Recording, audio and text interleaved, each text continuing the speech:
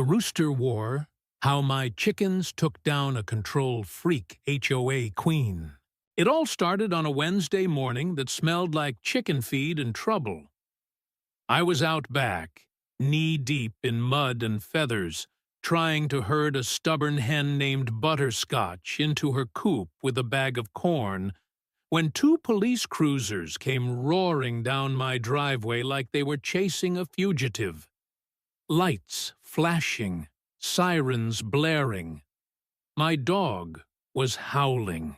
And right there, standing in the middle of the road in silk pajamas, and a fury I'll never forget, was Valerie Winslow, a.k.a. Vicious Val, the self-proclaimed moral compass of our neighborhood. "They've got illegal livestock," she screamed into her phone, finger pointed like she was in a courtroom drama. One of the officers stepped out, clearly confused. "Ma'am, they're just chickens." Val's eyes bulged. "They're unregistered, unsanitary, and possibly harboring salmonella. This is a suburban area, not a farm."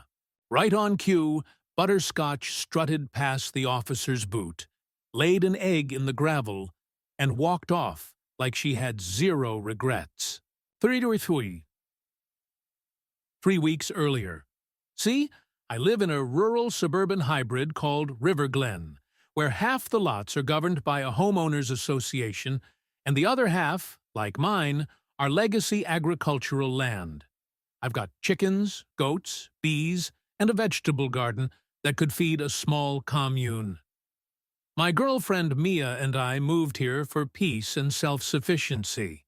But apparently, peace is a personal offense to people like Val.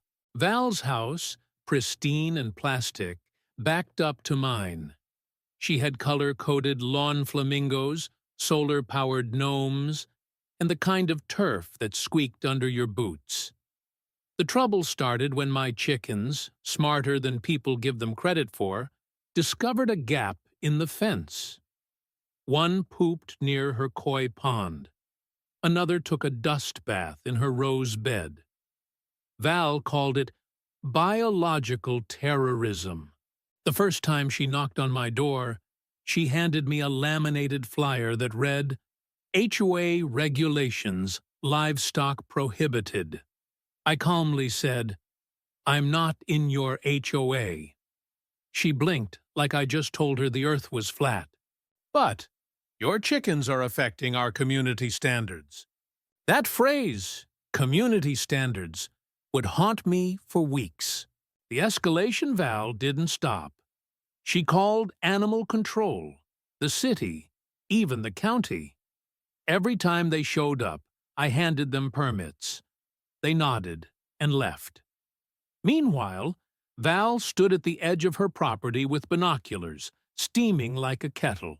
She once filed a noise complaint because my rooster, Captain Peck, crowed at sunrise.